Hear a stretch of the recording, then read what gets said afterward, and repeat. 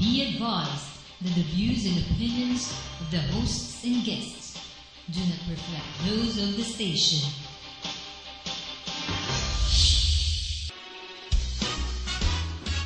Good morning. Welcome to Expat in Science. I am your host Raju Mandhyan.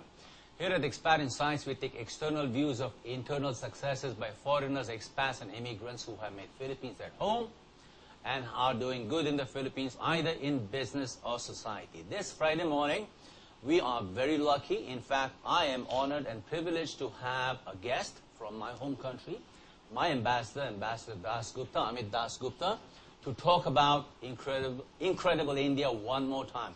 He's been on this show a couple of times before, so let's welcome him back. Ambassador Dasgupta, welcome to Expat in Science. Thank you very much. So you've been on this show a couple of times before, Yes, I have. at least on this channel, no? Yes, I have.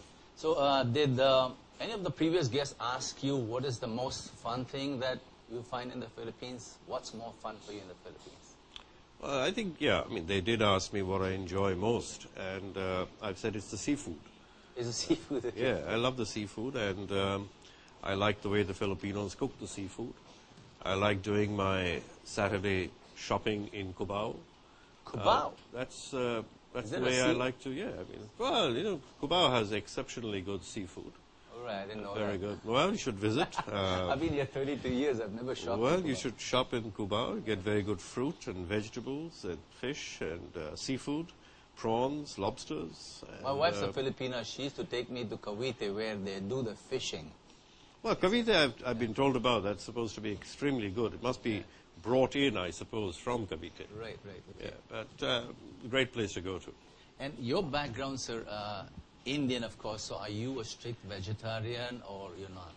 No, I'm not. I'm not a strict vegetarian. My background is actually not just Indian. I mean, I'm from Calcutta. So, I mean, you know, different parts of India have varied interests and varied tastes. And in Calcutta, we eat almost everything. So, Right. yeah, no, I'm not vegetarian, though I prefer seafood to meat. Yeah, I know the cuisine of Bengal, Kerala, and Goa is almost the same like Philippines.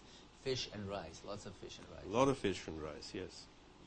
Sir, Ambassador, you've covered India in many aspects, no? Like what's happening, what are the beautiful places to go to in India, and of course Philippines, no? Let's start first. I want to focus a bit about the writing that you do. You've been writing very profusely for the last so many years, no? So would you tell us how you got started off as a writer? Well, it started off, my first book came out in 1993. And that's when my father had died. He died in August of 1993. I'm not a very sociable person, so I spend a lot of time in the evening with the family. And, well, after I had put my daughter to sleep and, you know, helped out in the kitchen, etc., I would read and I would write. And so the first book, called The Divine Peacock, came out in 1993. It was an edited book. It was a book on India. And I enjoyed it. I took 1 rupee for that book.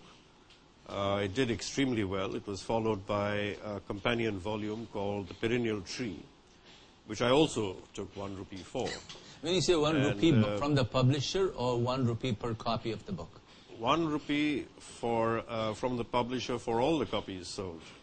So both those books are doing extremely well, even now, after all these years, which is a good feeling.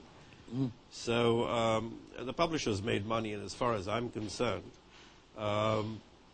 when people meet me from the academic circle or Indologists, they remember this book and they talk about it. And for any author to be remembered for something he or she has written is a great feeling. It's not always about money. You said that these books were published in 1993 after your father's death, no? And you said you were talking to your daughter at night, and then you began to write about India. This is Divine Tree? This was a Divine Peacock. Divine you know Peacock. why it's called the Divine Peacock? No, I would like to know. For me, India is like the peacock's feather. I mean, if you look at a peacock's feather, it has many colors. Yeah. But you cannot separate one color from the other. And one color weaves itself into the other color. For me, that's India. Right. India is diversity, where one diverse culture, from whether you say eastern part of India. Yeah. And if you just look at that, Calcutta's culture is very different from that of Sikkim, or that of, Imphal, or that of Assam, of Guwahati or Meghalaya. Even there though may they're be quite similarities. close to each other. Yeah. They're physically very close. Yeah. But there are these nuances which make them different. And yet you cannot segregate these colors and look at them separately. You have to look at a peacock's feather and see all the colors together. That's what gives it beauty. And that's what you say in the book? That's what I say in the book. That's your statement in the book? That's what I say in the book, and that for me is India. And then the divine tree, what does it say about India? Well, it was followed by something called the perennial tree. Perennial tree is it's taken from our shastras, if you like, from our religious books, where the perennial tree is a tree with its roots above and branches below. That is the perennial tree. And it completely overturns perceptions and concepts of what you would imagine when I said a tree. Yeah. If I said a tree, you'd say the branches are above and the roots are below. Right. But what it says in Hindu philosophy is that the branches are below and the roots are above, because the roots are always seeking for nourishment from the sky. And in doing so, you become one with nature. And you approach life without having preconceived notions. You approach life by breaking the perceptions which sit in our mind boxes. We have boxes in our mind. Yeah, we do. It's like going into a supermarket. So perceptions, paradigms, yeah. And you go into a supermarket and you know where the eggs are kept, and you know where the bread is kept, and the cooking oil, etc. And so you just pick it off the shelf. Yeah. So when you meet someone, you have perceptions. Absolutely. And you draw on these boxes. When you confront a situation, you again go by perceptions, and you say, well, this is what might have happened. Without knowing the truth or the facts, you don't even bother to do that. Right. And that's what the last book is about. It's why we do what we do. It's basically on perceptions. Yeah. And should you not change your perceptions? And how do you change them? Why do you have perceptions? It's book writing is a journey. It's a beautiful, the subject matter, at least the philosophy that you are trying to express to me sounds very amazing. Before I go to your last book, let's go back to the perennial tree. Am I right? You mentioned the branches are below and the roots are above. I understand that we must become aware of our perceptions and maybe work through them. Maybe work through them. What does the Shastra, which are the texts, the Hindu texts, say? I mean, what is the statement? When you put the roots above, what happens? That means change your perceptions? Or it's to use a cliche, it's being able to see continuity in change. Okay. Well, we look at life as good and bad. Yeah. We look at it as black and white, day and night. Yeah. Light and darkness. Right. And we see them as contrasts without realizing that you cannot have light without darkness. Yeah. And you cannot have darkness without light. Black and white don't exist as entities unless you see them together. Good and evil have to be seen together. And I think what the philosophies, and not just Hindu philosophy, I think Islam says this, I think Christianity says this, I think the entire Jewish texts say this, that you have to be able to see a continuum, that the present, the past, and the future are all linked. Whereas we live in silos. We operate as silos, despite knowing that there is actually a continuum. Right. So, layman's point of view, sir, understanding this, people who at least get an inkling of this understanding, what does the book or you recommend we do in our day-to-day living, interacting with a culture which is different from us or a personality that is different from us? What do I do? What steps do I take? Well, the book is not a prescriptive book which guides people or tells people what to do. What the book aims at is helping people recognize or allowing people to confront the fact that we do have perceptions. Yeah. Perceptions matter. Yeah. perceptions are fixed. Look, I mean, we have an opinion about everything, whether the BlackBerry is better than the iPhone, whether same-sex marriages work, whether chocolate is good for the health, Right. whether God exists. We have a view on everything. Right, sir. And we guard this view, and we protect it, Yes, because sir. it defines us. It tells the outside world that this is who Raju is all about. Yes, sir. He likes this, he doesn't like that.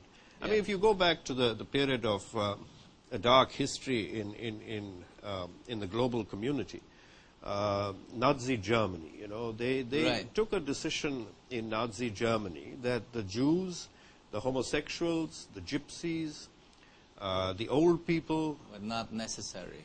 yeah, they were un-German-like. They were un-German-like. Right.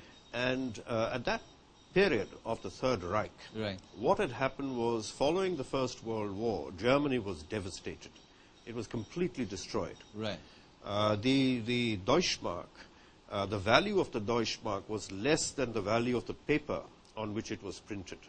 Inflation went rampant. Yeah. And the Germans asked themselves, who are we?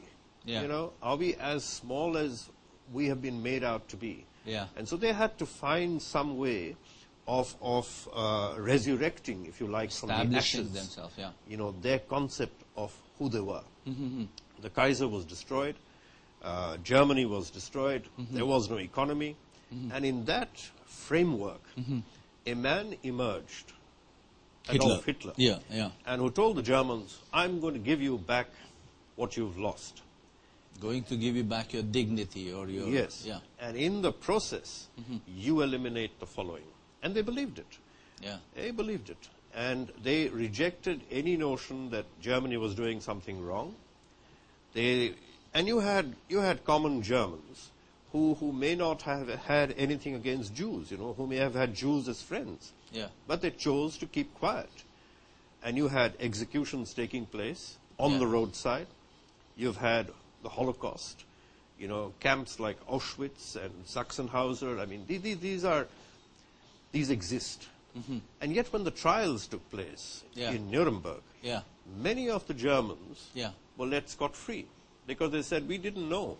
What we were doing. Yes, we didn't know what was going on.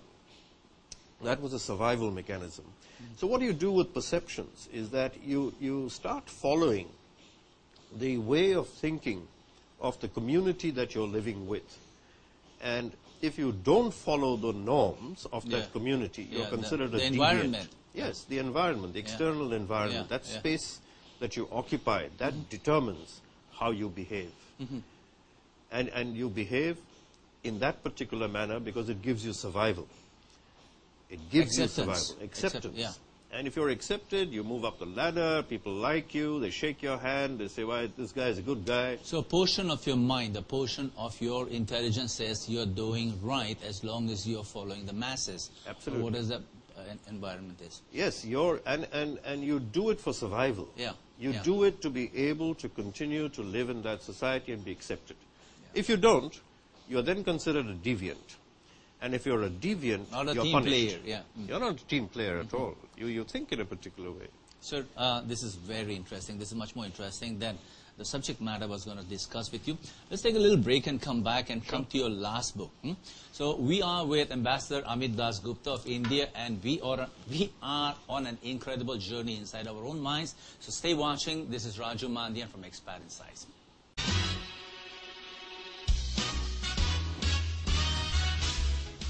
Good morning. Welcome back to Expat Insights. I'm your host, Raju Mandhyan. We are talking to the author and the ambassador of India, Amit Dasgupta, and he is telling us about paradigms, perceptions, and about the tree that is upside down. So, Ambassador, so tell me a bit more now. In your personal life today, you mentioned, you gave yourself the term not sociable. And you are also a diplomat at the same time, an author at the same time. What is your daily life, given the fact that this is your background? How do you manage? How do you deal with people? How do you live or walk the path of your choice in your own thinking? Look, I think, you do this in any job. Yeah. In any job. So, I mean, I happen to be a member of the Indian Foreign Service. Right. So, the job description I have is different from, let's say, Mr. Shroff, whom you will speak to a little later, whose job is the travel and trade business. Right, you know. But basically, it's servicing clients, it's servicing customers, and pushing your product. That's what it's all about. And for me, the product is Indian foreign policy. Right. That's the product. I have to push it. And in order to be able to push it, I must understand what the customer or the client feels about that product. And the customer and the client is the rest of the world? Absolutely. Yeah. And in this case, the customer and the client is where you're posted, where you're assigned officially to work. That's your immediate market, Yes. So I have to see whether my product works over here. And if it doesn't work over here, what are the shifts I need to suggest to Delhi in order to be able to make it work? The second is, like you have in any company, you have a marketing agent, which means you're taking that product out and talking about that product, which is what we do. We may make it sound far grander, but if you come to the bottom line, that's precisely what I do as a diplomat. And when you are the ambassador, then what you sit down and you have this ability to be able to talk to your team and then push it together as a team. You are the head of that team, but you are a team player. You have to be part of that team. Prior to my coming here, I was the Consul General. I had the same responsibility. In Australia. In Australia. And I had to be able to understand, was I pushing India's message across? That was a terrible period where Indian students were being attacked. And there was a little racist issue. It was very serious, and many attacks did take place. But in the states that I was the Consul General, there was a very strong controlled mechanism. And the number by the Australian authorities. By the Australian authorities. And we worked together. And I think that's what you also want to do. You want to be able to work together to promote your interests. And it was not in my interest to see any Indian suffer. And so that was my priority target. And so you find out what is it that you want to achieve and what is the best way of getting it done. And I think, you do it in your job, everyone does it in their job. Do you apply the same philosophy and the same style with the rest of your life, the other aspects of your life, family, father, author? Do you do the same thing? Well, I mean, in the case of family, father, husband, you have to look at what are their expectations of you, and when people come very close together, and they almost become like one, I think the expectations flow mutually, and as a parent, it's important that I understand my daughter's requirements and needs much more than my expecting her to recognize my requirements and needs. And whereas if I were in my professional capacity, I would not expect other countries to appreciate the product that I am working on. Right. I would vigorously push it and vigorously and emphatically push it and say, look, this is it. Which I wouldn't do with my daughter. I'm not going to tell her, look, this is it. Either you like it or you don't like it. No, so you give her a freedom of her individuality. No, and more so, I give myself the freedom to be able to understand her point of view. I think that's very important. And I can give myself enormous flexibility to understand her point of view. Right. But if you're selling foreign policy, you can't be just, giving huge flexibility to understand another country's point of view. Because there are other elements involved. There are other elements involved. Ambassador, I need to ask you two questions. Talk about your product, the Republic of India, and its constituents. Last year, there was a very sad incident in India. And today, India has arisen, and India has made a move towards protecting which is called the weaker of the sex, gender equality. What is your perception on what India is doing today, and what will these actions bring us to? I don't know. The first thing is that, that was an incident that got a lot of coverage. Yeah. Very rightly so. Yeah. And sadly too. Very sadly too. It was a heinous crime. And I don't think there's anyone, anywhere, any point of time who's going to be able to justify it. Almost like what happened at Auschwitz. Yes, well, I mean, Auschwitz was a systematic elimination of a people on the grounds that they did not deserve to exist. Yeah. I don't think that comparison is correct, therefore. But I think it is shameful. Yeah. It is shameful if in the 21st century this kind of thing were to happen. Yeah. But it does happen. It did happen. And it has happened very recently, unfortunately, with an American tourist in Brazil. Correct. Now, the question is, should such things happen? Of course not. And how do you prevent it? Yeah. Now, one of the immediate ways in which people try to prevent it is by having a strong legal system, a very strong policing mechanism, and a very strong and immediate punishment system. But I think this is at one level. At another level, it is important for us to change our perceptions. Because when we think about women, or as you said, weaker sex, they are an equal sex. They are an equal. I mean, our attitudes towards them are vicious. This is not, you're not just talking about us as in Indians, you're talking about the world. You know, and I'm not going to judge the world. I'm talking about the Indian mentality. I mean, you know, if it is there in certain other communities and countries, I'm sure those governments are quite capable of dealing with it. But I think Indians have been shamed by what has happened because certain perceptions, certain ways of thinking, certain attitudes towards women, certain attitudes towards lower castes still persist. Attitudes towards tribals still persist. Now, is this a good thing? No, of course it's not a good thing. But the question is, how do you correct it? Now, one way, as I said, you is mentioned you correct the 3 steps, legally. But I say there's another way, which also should work hand in glove with this, which is the way you educate people, the values you instill as parents, as school teachers, through the media, that this is completely non-negotiable and not acceptable. That is what needs to be. It has to be an education as well. Social awareness, a kind of, if you like, enlightenment. Yes, yes. And you know, it's a basic human decency. I mean, would you just go down the street in Philippines and if you saw someone kicking an old man who's fallen down, would we just stand and watch it? No, you stand up and make sure that you punish the person who's doing it. But you know, there are incidents, for example, in Australia, to go back, where a number of young kids hit an old lady who was on a wheelchair, and it has shocked they hit the nation. the old lady of another race, or no, an Australian old lady, okay. and they wanted to mug her and take money back, money away from her. In 2009, when the students' attacks took place, a young Australian boy put a screwdriver through the head of an Indian boy. Now. And made racist comments. The question is, do you tolerate it? The Australian society, as a society, rejected it. And the Australian government said, this is un-Australian behavior. This is unhuman, actually. Inhuman. Yes, inhuman. It's completely inhuman. But does it happen? Yes, it happens. Sadly, it happens.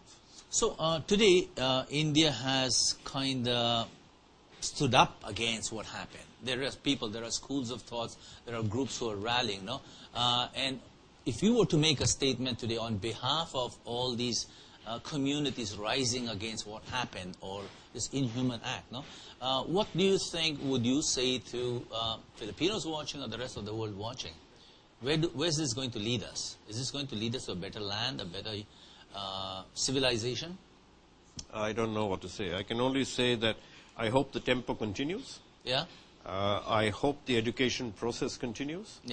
And I hope that no one, whether it's a woman, or an old person, or a tribal, or a person of a lower caste, or a poor man, is harmed.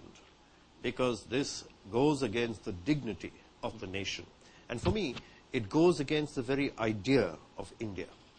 Because the idea of India, based on the you know, it's also based on understanding compassion, on tolerance. These are the pillars on which this nation was built.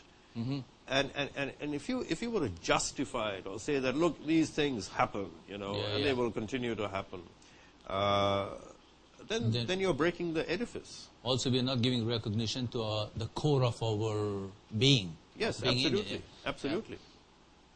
Thank you, Ambassador. Thank you very much for these insights on Incredible India one more time. Your last book, few minutes left for this segment, no? Last book, Why We Do What We Do. How does it connect to your first one? The Divine Peacock. And today, are there any similarities? Are you still voicing the same message, or does this say something else? No, I think the last book has a connection. The book I'm writing right now has a connection with the book which has just got published. The book which has just got published is called The Lost Fragrance. It was written, I started working on it in 1993 after my father died. And my father and my daughter had a very good relationship, and he would tell stories to her every evening. But when he died, there was no storyteller. And my daughter asked me to tell her a story to put her to sleep. And I would tell her a story, and before long, I'd be asleep, she'd be awake. And the next night, she'd tell me, you know, Baba, what happened? How's the story going? So I wrote this book called The Lost Fragrance, which is about death and about letting go.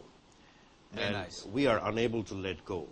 And the new book, the working title is Why We Do What We Do, but it is actually inspired is a wrong word, but I was shaken by a report I read a couple of years ago about a top model called Ruslana. In India? Well, she was, I think, an Uzbek model in the United States. Right. She became the face of Vogue. And became an overnight celebrity. Right. And before she was 21 years old, she jumped out of her Manhattan house, her apartment, to her death. Yeah. And the last blog she wrote was, who am I? Where am I going? Will I ever find myself? Oh, my God. So why we do what we do is actually a journey to discover who you are. May I make a comment? We've got 2 minutes left. Day before yesterday, I delivered a talk on happiness, and I said the same words, exactly the same three phrases in Tagalog. Sino ako, saan ako galing, saan ako pupunta. No? So you just said the same thing. You stole the words out of my mouth. So amazing. Ambassador, thank you very much. Pleasure. I wish we could take this up on another occasion one more time, and if you are open to it, let's bring you back, and let's take a break and talk about tourism, and have my guest, who's a tourism expert, come and tell us about the beautiful places to visit in the Philippines. Huh? Thank you very ladies much. and gentlemen, those are insights on being Indian, or Incredible India, one more time with Ambassador Amit Dasgupta of India. And right after the break, we'll come back and talk to Mr. Arjun Shroff, the director of Philippine Indian Chamber of Commerce, and he's also a travel agent, and he'll tell you places that you've never been to in India or the Philippines, because he's been both. He's been into both the countries. So stay watching. This is Expert Insights. I'm your host, Raju.